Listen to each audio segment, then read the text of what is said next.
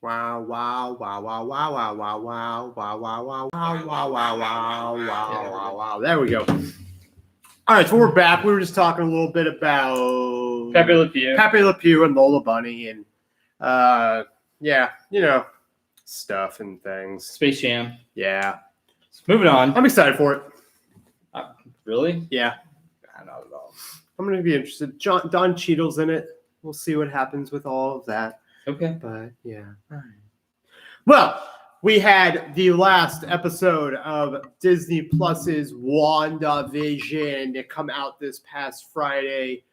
We will be getting into full spoilers on that right now. So if you have not seen WandaVision, do not listen. Yeah, click off. Get the fuck out of here. Ryan, let's start off with something where, a lot of people had been building up all these different theories and had been wondering which way the show was going to go. Did the finale disappoint you in any way? Were the 9 episodes as good as you thought they were going to be? What was your overall reaction to episode 9 of WandaVision? Yeah, I mean, it was pretty disappointing for me, I think. Okay. The series as a whole, definitely tailed off after, I'd say the 6th episode. Yeah. 7, 8, and 9 were not nearly as good as the first 6. And then episode 9, there was nothing really, surprising that happened. There was no big twist. There's no big, new characters that came in the last 2 episodes to explain what was going on. All it was Wanda's grief and Wanda's, basically magic powers that was creating what we were seeing. And so, for 9 episodes or 8 episodes or whatever leading up to this, we've been talking about, who's behind her? Is it Agatha? Is it fucking Mephisto? Is there someone else that's going to come in? What's really going on here? But it was just a slow kind of slow rolling car crash into what actually ended up it being, which was this is all Wanda, and the only antagonist really is Agatha Harkness. Really, you could say that Wanda is really the villain of this entire series because for sure. What she did to the people of this town. It's not. I think it was a lackluster end. So what started off as a really good. And I think the part of that problem is, and they didn't promise anything other than Wanda dealing with her grief. And I think with the Disney and MCU kind of machine, it became overtaken with people really wanting to guess what the fuck happened in this show and what's behind it and what else is going to be going on with it. And they didn't really do themselves any favors by. I was reading something today, I was reading it, where Shackman was on Batman on Batman with Kevin Smith and basically said people were. Wait, who was on? Shackman, the director of the show. Okay. And he basically said people were were rightly trying to look into who the astrophysicist was that Monica Rambeau knew about. And everybody thought that was Reed Richards and blah, blah, blah. And it turned out to be nothing. Well, that literally went nowhere. Because they changed it. Halfway through the show, they saw the rumors online that people were guessing it was Reed Richards. And they got scared that who it actually was going to be a letdown. So they fucking changed it in the show. So they just removed it from the show? Yeah. That's horseshit. That's one of the dumbest fucking things that you can do. And that's the only what you said earlier where it's you do all this guessing and then at the end of it's just about Wanda's grief.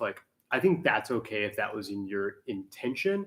But when you have shit that you're teasing and then you literally just fucking remove it and then just decide not to reveal that type of shit mid fucking not even months before the show premieres, while the show is premiering, because people on social media are freaking out, that is inexcusable and unforgivable. And that's one of those things where I'm really kind of surprised that they did it. That doesn't, it really doesn't sound like something Marvel would do. Yeah, but and I wouldn't normally believe that kind of thing, but it literally came from his mouth. I mean, it's it's not Marvel's job to like appease the fandom and Not at all. like give reasoning, more reasoning than they did for what like actually happened in this show.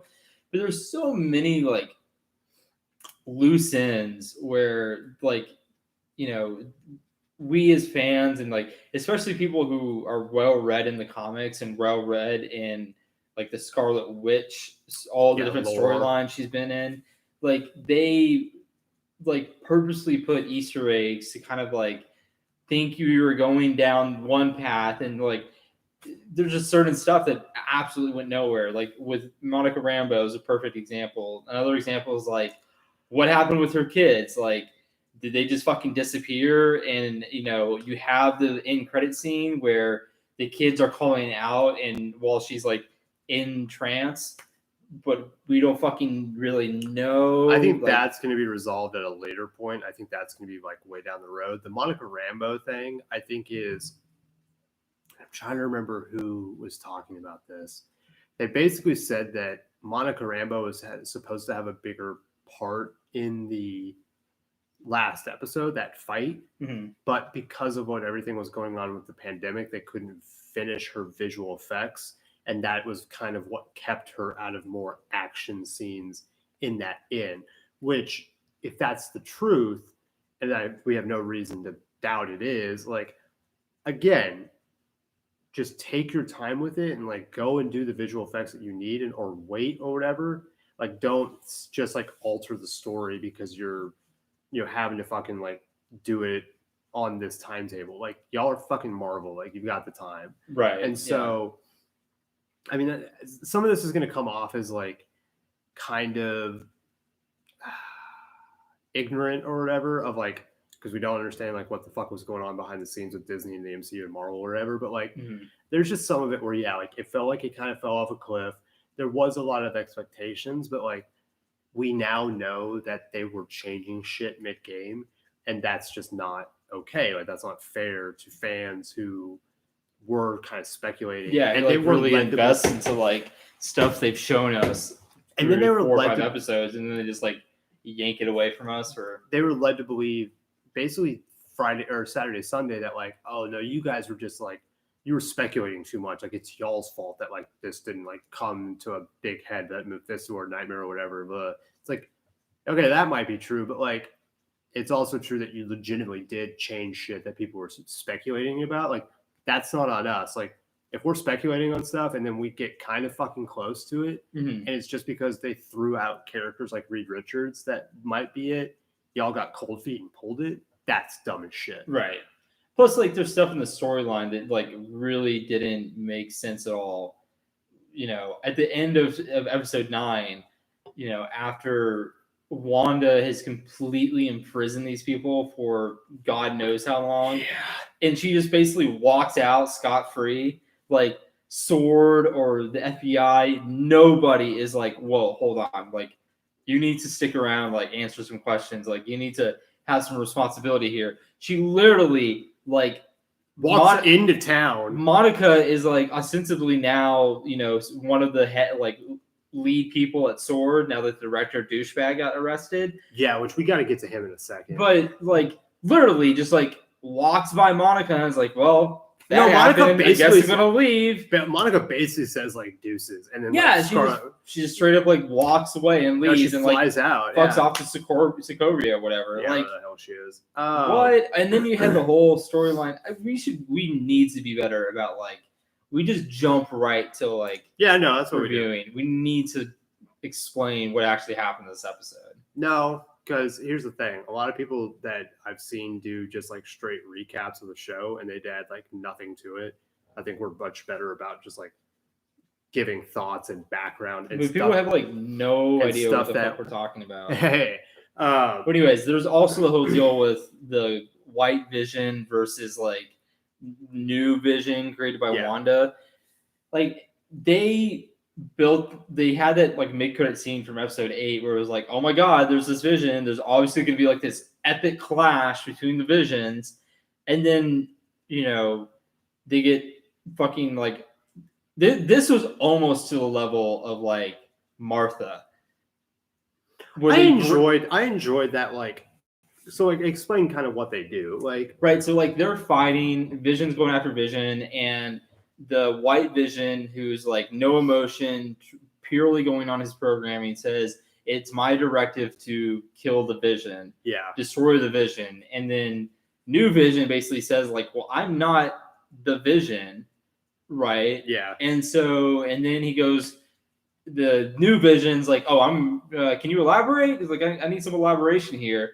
And then they go on to like do this little mind riddle where they talk about the ship of Theseus, where it's like, there's this ancient ship in the museum, but every decade or so they have to do a restoration program, and they replace some boards and whatnot. And after centuries, is it the same ship? Is it still the ship of Theseus? Right. Is that still a ship of Theseus, or is it all the rotting boards that they have in a pile somewhere? Is that the ship of Theseus? And so through this like riddle, basically, the white gray Vision comes to the conclusion like, oh, okay, you're neither really Vision or really not Vision, but since you're like not 100% the real Vision, I don't have to destroy you. Yeah. And so somehow he just like fucks, like, what happened? So so you have to then say like, you might, because then the Vision from us, you just basically says like, you might not remember everything, but you're a carbon-based whatever. Like they've stored your memories in an area where like you haven't been able to access it yet. And like Westview Vision like hits him on the forehead, doinks him, and like it basically like scrambles his fucking brain, and then he can access all those memories, and he can then remember everything that happened up into him getting the thing snatched out of his forehead, which then changes his eyes towards like the Vision's eyes from the movies. Yeah. And that's when he does the like, I am Vision, and then fucks off, and then like just completely disappears. Dude, that's the thing I was trying to get to earlier. I know. It's like the one thing that doesn't make sense is he just disappears. He just disappears for the rest of the episode too. He's gone. Like that happens like 20 minutes into the episode, and this is like a 45-minute episode, and he's just gone for the rest of the episode. Like that part I legitimately was just like, that's a weird, odd choice. Like I guess they're just gonna like save him for a movie of some sort. Like right. That makes absolutely no sense to me. But I don't know. Recap? What? Recap? WandaVision. The episode. What about it? Are we going to recap it, or are we done talking about it? Thought you didn't want to. No, okay. Yeah, we should at least like recap some of it. We've recapped the fight scene. Okay. What else was there? Agatha Harkness kind of turned out to be a villain that I really didn't like. Yeah, I mean, what was the whole point of them fighting? Like, she wanted Wanda's powers still? Is that what they were going at each other about? Yeah, like, she wanted to like basically steal her powers, like to consume all her power because she didn't understand how to use it right. There's one question I was going to ask you. Like, did you understand what exactly the fuck was happening for the first like 20 minutes or so?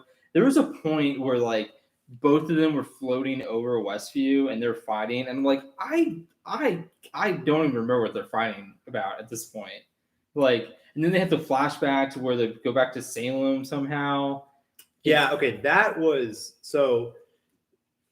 They were just like fighting for the sake of fighting at the very beginning, and then they get to this town area, and Agatha basically releases everybody from like the trance, so they can now remember everything, and they're basically like back to normal, kind of. Yeah, and they're like kind of on Wanda's case, like, hey, like what the fuck? Like we can hear your nightmares, like we feel your grief, and it's like it's a really hardcore scene. And then she like basically blasts them where like it's choking them out, and then to save them, she basically opens the hex up, but then that like lets the army in, and then that lets and then her kids and Vision were like being dusted away. Yeah, basically. like they're being removed from existence. And then you have the scene where Hayward shows up and starts shooting at children. Like that Wow. was the craziest scene in the fucking thing. Like, Hayward is a dick. Fuck that guy. But going back to why they were just fighting because she wanted to get her powers, and then they have the Salem witch trials thing because Wanda has the ability to make people imagine these scenarios and basically hex them into that. She did it to Tony Stark Right. and made him imagine like all the other Avengers dying. Yeah, I remember So that. that's what she did with Agatha in that scene. She pulled her back to a memory and a place for her that would have been traumatizing. This is just, it's so weird that they chose to end it this way. They went with this really quirky, different way of having an MCU property Right. for the first like 5 to 6 episodes, and then they kind of just ended it in the most MCU of ways, which was like a battle between 2 robots and 2 witches fighting it out. Like, yeah, I mean, like the last episode, like it was weird because it felt like a very MCU like ending to a story. Yeah. On the one hand, but on the other hand, it like really didn't because it wasn't spectacularly well done. Like it was a big bang out fight that like ended the story, but it left a lot of trails just kind of wandering into nothingness. You had a bunch of just like kind of no tie-ins that we can tell into other properties, right? We thought there were going to be cameos. We thought they were going to be like setting up certain things in maybe Doctor Strange in the Multiverse of Madness, or maybe into the other MCU like Disney Plus shows. Yeah. Like none of that happened. It was very just cookie cutter. Like we're going to end it with a big fight, and basically Wanda's going to realize that she has to turn everything back to normal, and that's exactly what happens. And then she just kind of fucks off. Like, and that's the thing, like there doesn't seem to be like any connection, but there's like the very smallest like tangible connection, and it's through the mid-credit scene and post-credit scene, and even those don't seem like they're earth-shattering at all. Right, and really like the mid-credit scene, which is Monica is like in a theater, and one of the other sword agents or someone comes in, and I think it's supposed to be an FBI agent, right? But she turns into a scroll, yeah, and says, "Hey, like someone up there needs to see you." And so basically, like that, it seemed to me like they were setting up, something with Captain Marvel. Yeah, that's not supposed to be Captain Marvel too, right? Like, which is strange. That it just didn't seem like that needed to be. I mean, maybe that's why it's a mid-credit scene, because it's like such an insignificant like moment where it's like, hey, we need to do this in like 30 seconds. Like this person up there wants to see you. If they heard you were grounded, like up where? And you're like, yeah. It's like, oh, okay, cool. Yeah, so that was like a very obvious like tie-in to like a future movie. And then the end credit scene was like not an obvious tie-in to anything. Like you can very like, if you don't have to search too much, but you do have to be like really well versed and realize like, okay, this is most likely tied into Doctor Strange. But I mean, yeah, if you hadn't like been really keyed into all the rumors going around about the next Doctor Strange movie, or how Disney has talked about how Wanda is going to be tied into that movie, you probably wouldn't have any fucking idea. You'd have no clue. What this and you was would have supposed to never be. you would have never known that book was a book that was in the sanctum, or One of the sanctums. Wherever he trained. You wouldn't have known that she was potentially going to be in it. You would have probably not have known that that's her like astral projection that was like reading the book. Like, yeah. And even that is just kind of like cool. Like she can now do this power where she can like basically be reading this freaking book while she's like drinking tea. Like it just felt like it all felt really, really weird and kind of a letdown, where like in other movies when they've built shit up, like they've still been able to blow people's minds with like the ending mid-credit scenes. So right, it had to be like there's no excuse for like not having that type of thing. Like, it is obvious, I think, to most people that had something to do with Doctor Strange, but yeah, when they mentioned the Sorcerer Supreme in the episode, like Agatha says, you're Right. supposed to be even more powerful than the Sorcerer Supreme, and so it's like, oh, okay, cool, like that's a Doctor Strange like shout out. right, Yeah, no, he is the Sorcerer Supreme, right? Yeah. Like, no, I mean, I enjoyed this episode. Like, I wasn't, as I got like closer to it, kind of midweek last week, I kind of was like tempering my expectations because it was like the director again came out like mid last week and was just basically like, I hope people like haven't blown this too out of proportion or like, Right. and that's when I was like, okay, like I'm gonna scale back my expectations way far because like at the end of the day, like yeah, it probably wasn't gonna be too crazy and like the theories were getting way out of hand, and so you know, I do think that this is supposed to be the precursor for a lot of the more mystical and kind of horror aspects of the MCU. So I think if we look back on it in a couple years, like it'll be like, oh, like that was setting up this. It just wasn't obvious at this time what that is. It just kind of sucks that like you go through 9 episodes and there's a lot of content there that like there wasn't more set up or more sprinkled in. But right, and you know, I think overall the series was really good. You know, Yeah. the first like 5 or 6 episodes were some of the most interesting Most unique. TV content we've ever seen. yeah, It's just really disappointing that, you know, I think by this, I think the 7th episode, which was the one everyone just said was a classic example of a filler episode. was that the?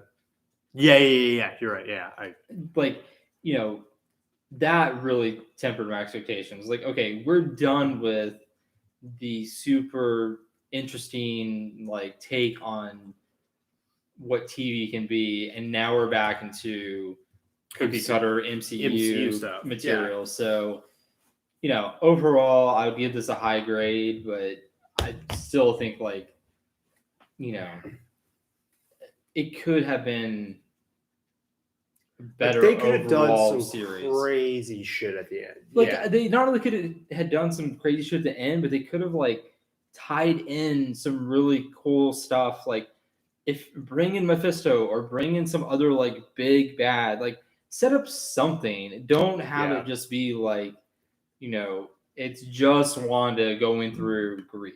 Like, no, it felt like a weird way to end it, but it's definitely a must watch. Like I don't think the ending of it doesn't make it a must watch. I think the whole story and Elizabeth Olsen absolutely kills it throughout the entire series. Paul Bettany is amazing in it. Mm-hmm. Catherine Hahn is great. Like everybody's great in it. So it's like it's a great fucking show. Like definitely check it out.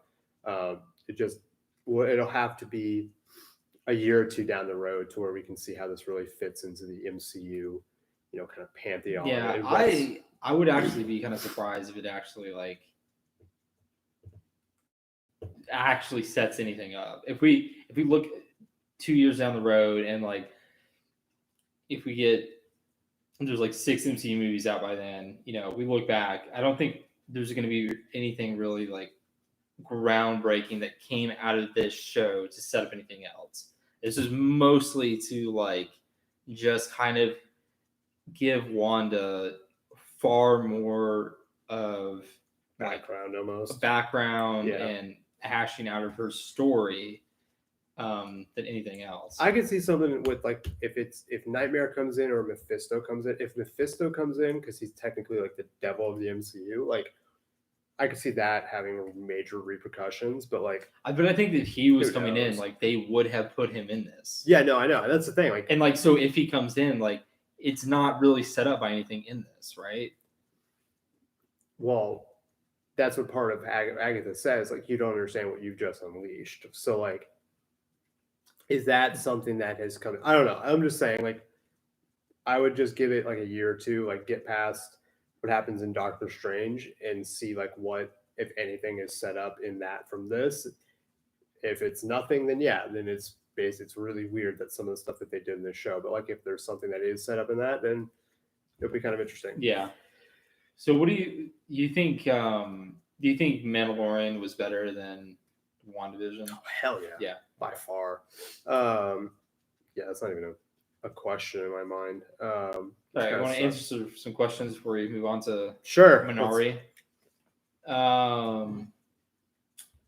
We kind of answered this already. Do you think this episode sets up Vision returning for Secret Wars or any upcoming movies or TV shows?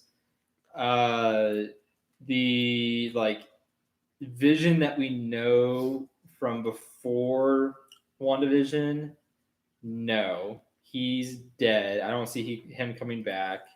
Does the White Vision that was created in WandaVision, I'm sure we'll see him at some point. We'll see him at some point.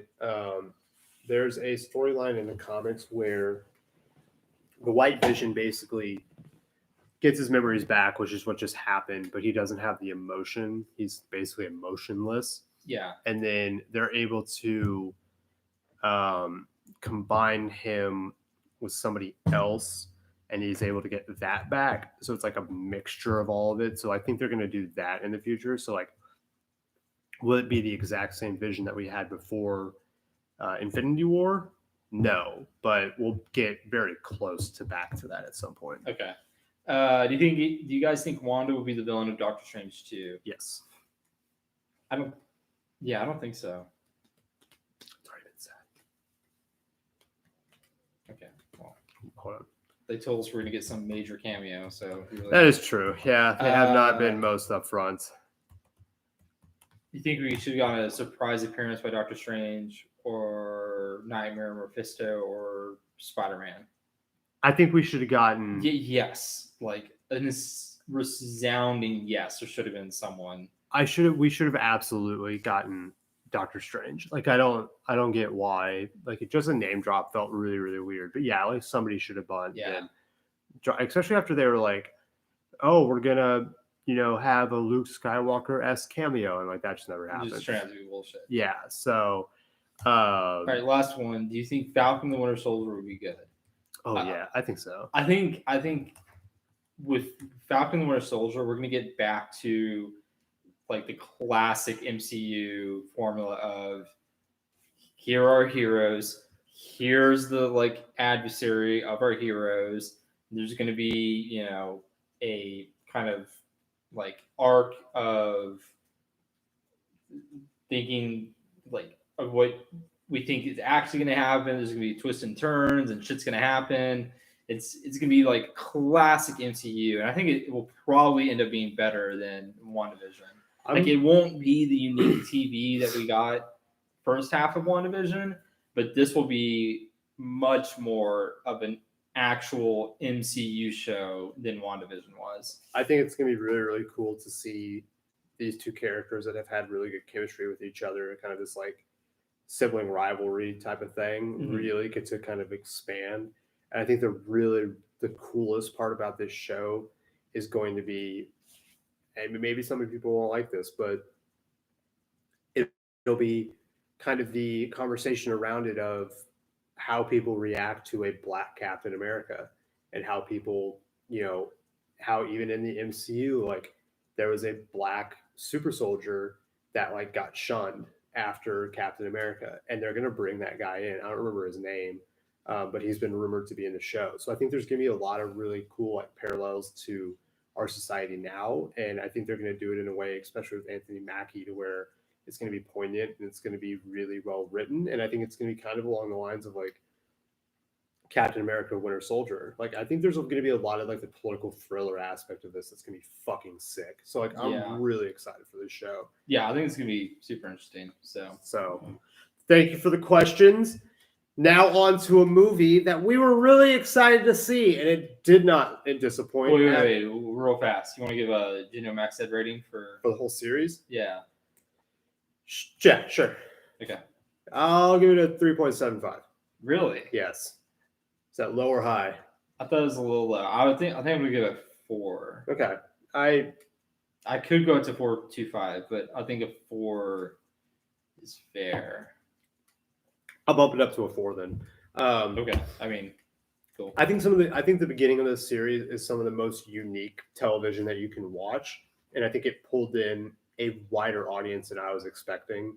And I think for the MCU, it is just another testament that they can do a wide array of content and go in a lot of different directions, and that's kind of fucking cool and should be how they do it moving forward, and not this kind of like cookie cutter at the end type of stuff that they did. Right. Go big. Like, I think another really important point to kind of point out here is that this kind of initially proves that Disney Plus is going to be far better than other streaming services about like retaining their audience, right? yes. Like HBO and other services are like famous for Game of Thrones is done, wrap it up, everyone unsubscribes, goes home.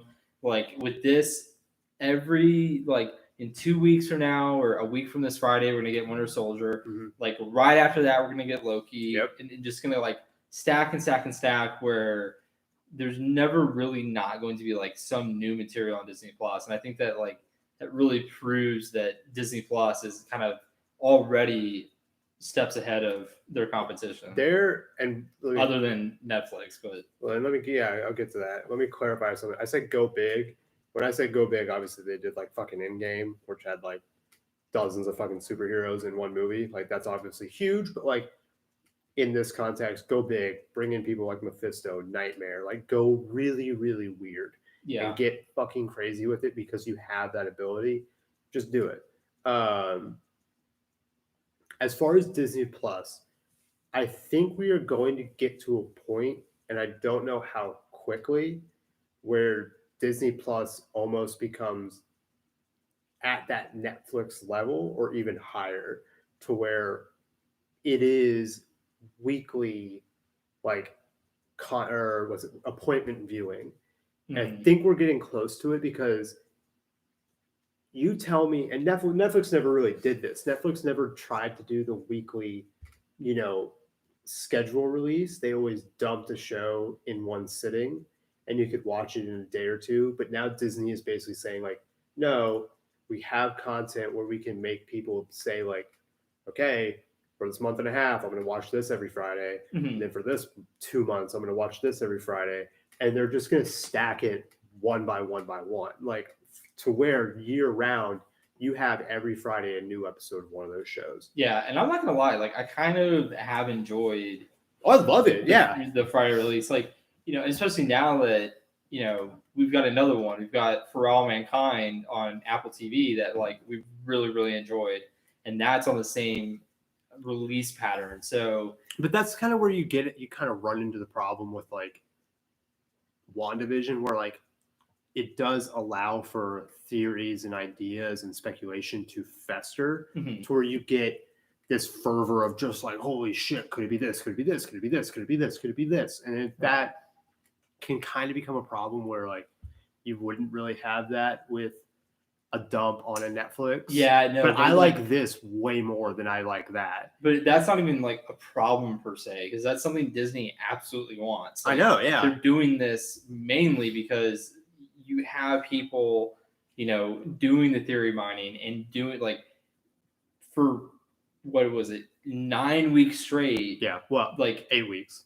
because the first two. That's episodes. Right, 8 weeks straight. Every fucking week you got dozens and dozens of YouTube videos and articles coming out about every episode. So that's the best part about it. Like it breeds a community of people like wanting to discuss it, and then you have all your friends that you can hit up about it and talk mm-hmm. with. Like it does become something that becomes a community of people talking about this show. Whereas on like Netflix, like cool, show comes out, you all watch it in 2 days, you talk about it for a couple more days, and then 6 days after it comes out, nobody's talking about it anymore. Right. I mean, sometimes you have a show that like gets hyped for a couple weeks. Yeah. Right. You had Tiger King, which like that was the biggest thing in the world for maybe. It was also like at the worst possible time. Yeah. For But even that was only like a couple weeks, right? Yeah, exactly. A couple 3 weeks. So. But so that's the point. Like I do think Disney Plus is going to be more popular at some point than Netflix. Like I don't know when, but like I don't know. Maybe. I still think like it's gonna be a while, but maybe. What do we like? And I always want to say, if I say something like that, what are we going to judge it off of? So like, are we just going to go off subscription numbers or like most popular show? I would say like quality of content, right? Like okay.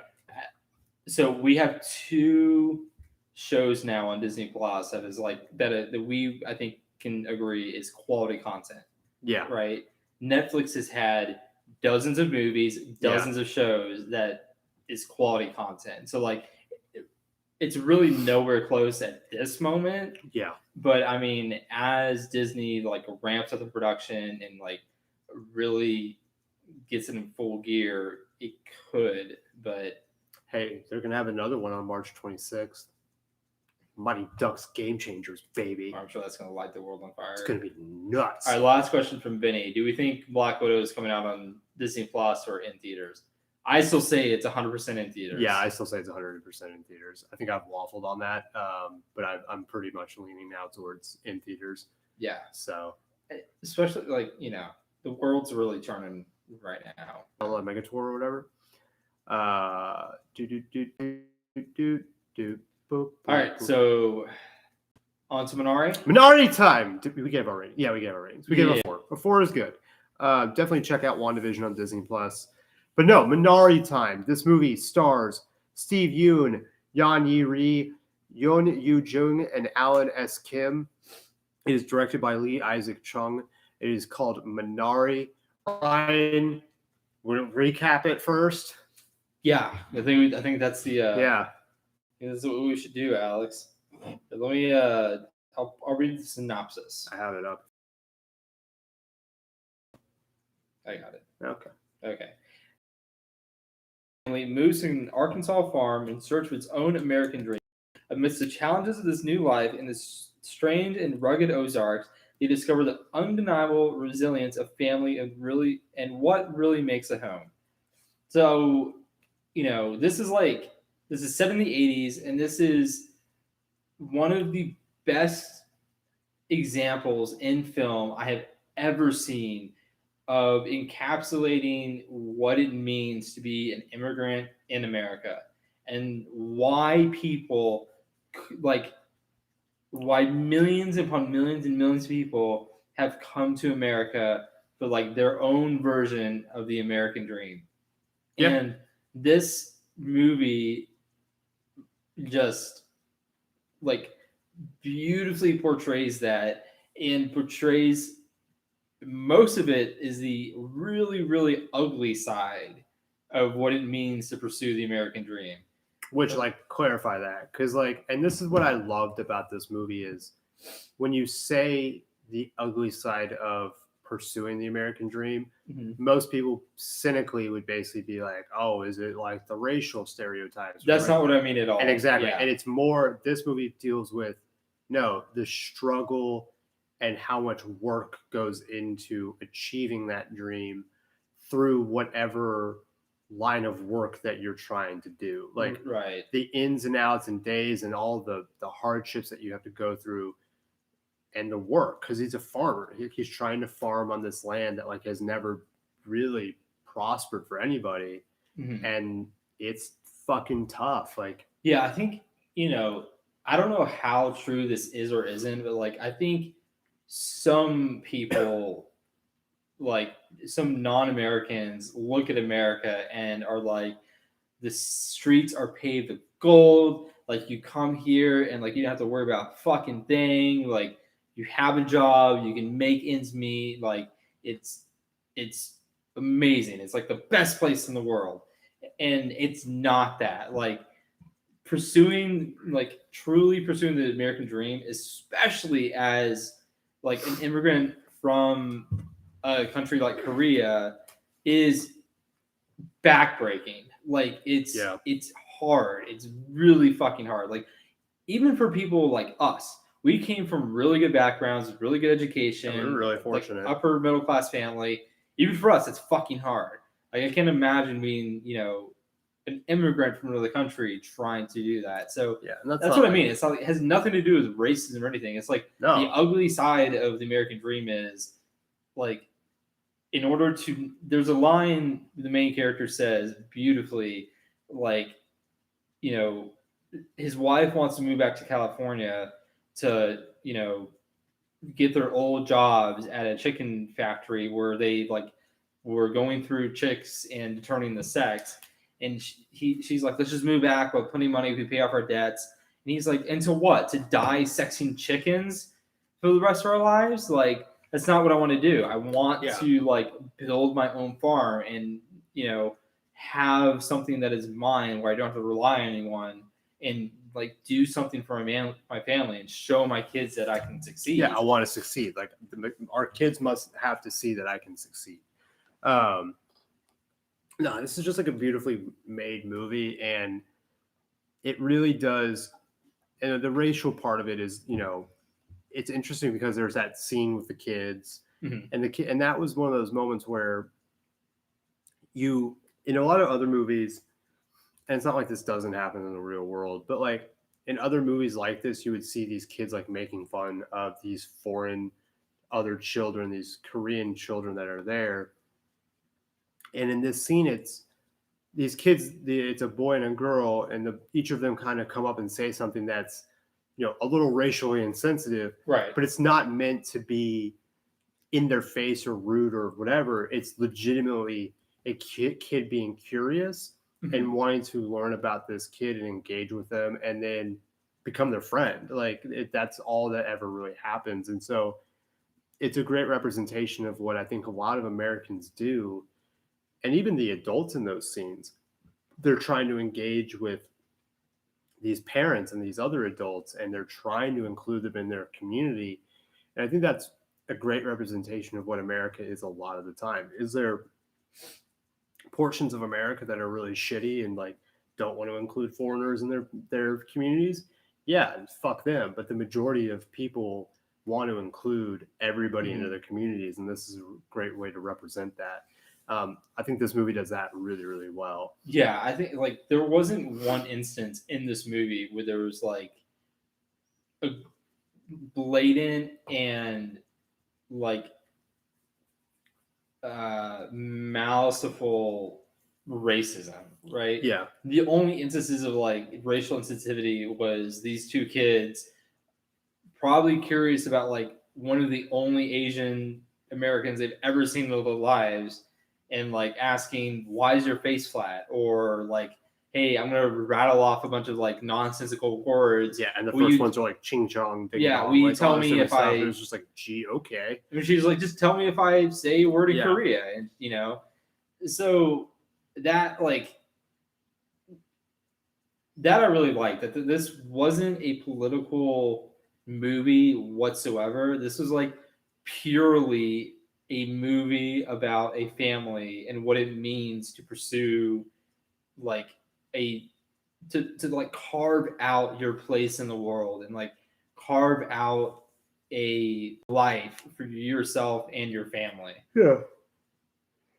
I loved like, and I heard about it and I told you about this after, but like I loved the relationship between Alan or David and the grandma.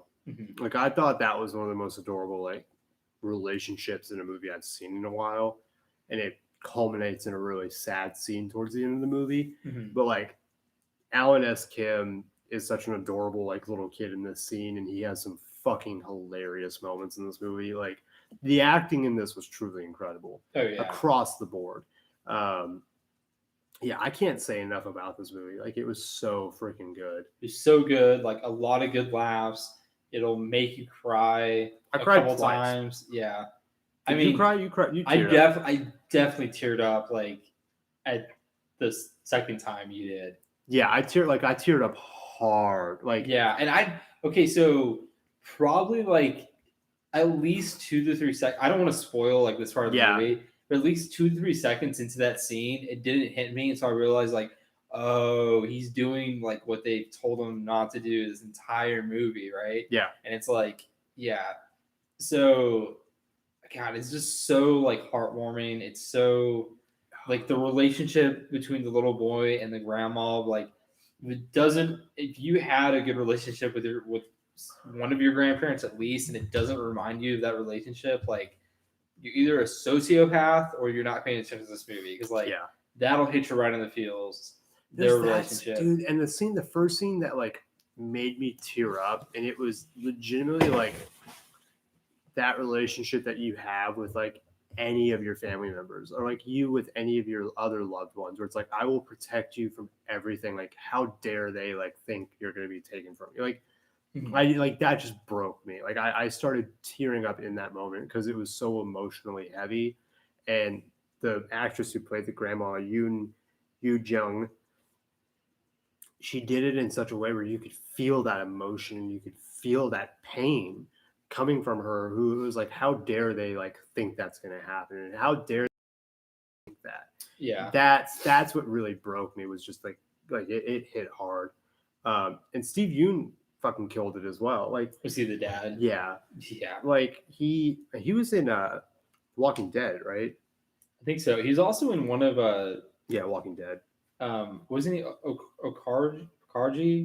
Okja, OKJA. Isn't that one of Boone's? Who? Oh, Boone. Jesus Christ, how am I messing that name up now? Yeah, Bong Joon Ho. Jong Joon Ho. That's one of Bong his Joon movies, Ho. right? Yeah. Bong Bong Joon Ho. Oh, yes. Oh, Jesus, we go to Shabu enough for. Yeah. He was also in Sorry to Bother You, which I need to watch. All of the every one of this movie was fantastic. No, literally every person in this movie is amazing. This is I was thinking about this the other day. Like, I think this is like my favorite movie of the year. Yeah, I think so. Like, well, like this more than Baby Teeth. Yeah, no, but right. But out of all the movies that are like Oscar contenders, out of all the contenders, I definitely like this one the most. Okay, but it's such bullshit that Baby Teeth isn't like. It's fucking insane that Baby Teeth wasn't like nominated for anything. Yeah, I mean, yeah. But anyway, I'm about to start like a Twitter campaign and just being like, how the fuck is this not being nominated? Like, how's it even being talked about? Like, not even discussed at all. Like, not even mentioned. You think there's something where like I don't know. I didn't see anything when I was researching. Was it released in like 2019 or something? No, it's on the short list for.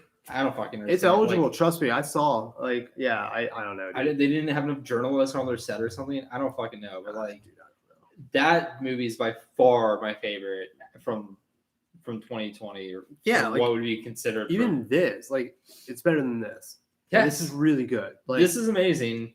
Baby Teeth is better. Yeah, like Baby Teeth is incredible. I don't get it, but this is really good. I definitely like this way more than Nomadland. Yeah. Like this a good bit more than I'd say I like First this Cow. Okay, I was gonna say I marginally more than Promising Young Woman. Like this way more than Promising Young Woman. I like this a little bit more. I would not be surprised if there are some people who are saying that Promising Young Woman has a chance at winning the Oscar now over Nomadland. So. Well, I guess we'll find out next Monday who's going to get nominated. But yeah, it's a week from today. So, dude, I really hope Minari gets nominated, and they're like for Best Picture, outside chance of winning. It'll be nominated for Best Picture for sure. Yeah, that'd be amazing. I think there's going to be. I was reading somebody today that said that there's probably going to be 9 nominated for Best Picture. So, and the 9 that I've seen, we've seen 7 of. Okay. So, yeah, this is a really good movie with some amazing acting. And just a great message overall. Ryan, what would you give this movie on a max Gendo head rating? 4.5. Wow, I was going to go above you then, I guess. Were you really? Yeah, I was going to go with 4.75. Damn. Well, yeah, that's both very, very high for us. Mm-hmm. So incredible, poignant. I don't like. There's one poster for this movie that says like, I wish I could find it. Oh, this is it. This is the movie we need right now. Yeah, I mean, why not?